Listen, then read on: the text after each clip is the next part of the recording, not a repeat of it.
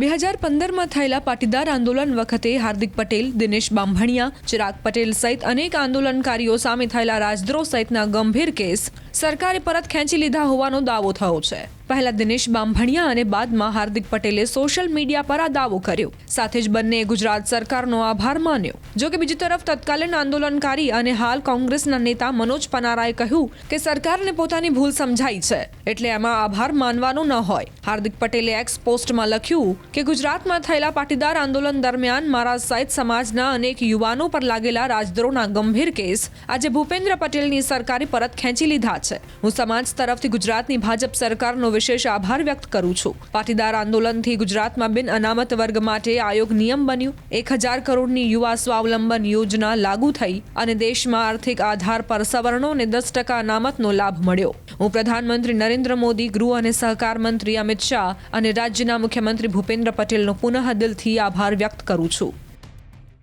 સીધી રીતે કહીએ ગુજરાતી અને કાઠિયાવાડી ભાષામાં એમ કહેવાય કે થૂકેલું સરકાર ચાટી રહી છે, એટલે આનો કઈ આભાર બાભાર માનવાનો ન હોય।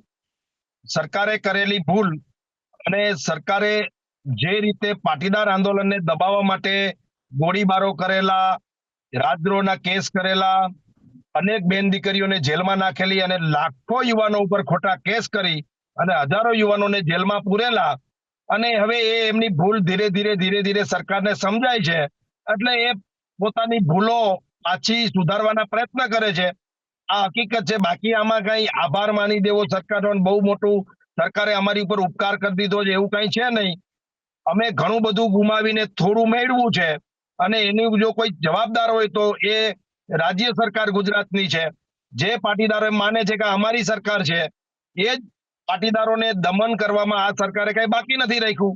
એટલે આમાં કઈ આભાર કે શું કહેવાય પેલું ઉપકાર કે એવું કઈ છે નહીં। સરકાર થૂકેલું ચાટી રહી છે, અને એટલું કહેવાય કે દેર આયે દસ્તુર આયે, મોડું આ સરકારને સમજાણું કે અમે ખોટું કર્યું છે, તો અમારે આ ખોટું કરેલું છે એને થોડું સુધારવું જોઈએ। જે વર્ગ આને બિરદાવે છે એ ભારતીય જનતા પાર્ટી સાથે જોડાયેલા નેતાઓ છે, અથવા તો એમના કાર્યકર્તાઓ છે, અથવા તો એમનો સ્વાર્થ આ સરકાર સાથે જોડાયેલો છે, એટલે સરકારની વિરુદ્ધ બોલવા તૈયાર નથી। બાકી 2015-16માં થયેલા કેસ છે, તો આજે 2025 ચાલી રહ્યું છે, 10 વર્ષ પછી આ સરકારને ખબર પડી કે અમે કરેલા કેસ ખોટા હતા, તો આને કેવી રીતે વખાણ કરવા જોઈએ, કેવી રીતે આમને થેન્ક યુ કે આભાર માનવો જોઈએ। ખરેખર સરકારે ખોટા કરેલા કેસ કોર્ટમાં હવે બરાબર ઉભા રહી એમ નહોતા, અને કોર્ટમાં મોટા ભાગના કેસો એન્ડિંગ ઉપર હતા, અને કોર્ટના જ નિર્ણયો આવવાની તૈયારી હતી। સરકારને થપ્પડો પડે એમ હતી કોર્ટમાં, જજો દ્વારા, હાઈકોર્ટ દ્વારા। એટલે સરકારને નક્કી કર્યું કે ભાઈ આ આપણે કોર્ટમાં જ ઠપકો મળે એના કરતા આપણે વાહવાહી મેળવી લે। પાટીદારોમાં એવો એક વર્ગ તો છે જ કે સરકાર એમ કહે ને કે અત્યારે રાત છે, તો રાત પણ કહે ને ખૂબ ખૂબ આભાર સરકારનો, તમે અત્યારે રાત કીધી, આવું માનવા વાળો પણ એક વર્ગ છે। આ કેસો પૈકી અલ્પેશ કથિરિયા, હાર્દિક પટેલ, ચિરાગ દેસાઈ, વિપુલ દેસાઈ અને મારો આ કેસમાં સમાવેશ થયો છે। ઘણા ગંભીર કેસો, 307 જેવી કલમના કેસો પણ મહેસાણા જિલ્લા અને કડી વિસ્તારના સહિતના ગુજરાતના 14 જેટલા કેસો ગઈકાલે મુખ્યમંત્રી દ્વારા પરત ખેંચવાનો નિર્ણય કરવામાં આવ્યો છે। તે બાબતે હું એમનો આભાર માનું છું।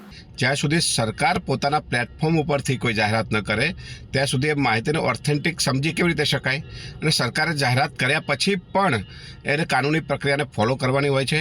સરકારે કોર્ટમાં એક એફિડેવિટ રજૂ કરવાનું હોય છે, અને એફિડેવિટના આધારે કોર્ટ નિર્ણય કરતી હોય છે કે કેસો પાછા ખેંચવા કે કેસને કન્ટિન્યુ કરવા।